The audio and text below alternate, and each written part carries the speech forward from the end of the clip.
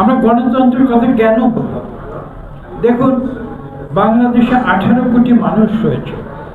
18 কোটি মানুষ তো দেশ পরিচালনা করতে পারে, তাহলে সেটা কে করবে? এটা কি শুধু রাজধানী ঢাকা শহরে উচ্চবিত্ত এক শ্রেণীর লোক রয়েছে তারা করবে? এটা তো হতে পারে না। আমরা বিগত 3টি পার্লামেন্টে কি দেখেছি? সেখানে কি জনগণের প্রতিনিধি ছিলেন? সেখানে কারা ছিলেন?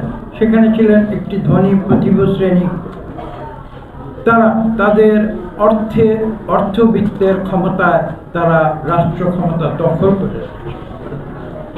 এটাই হচ্ছে মূল কারণ, যে কারণে আজকের মূল প্রবন্ধকার যে কথাটি লিখেছেন, এদেশে রাজনীতি স্থিতিশীল হতে পারেনি, অর্থনীতি।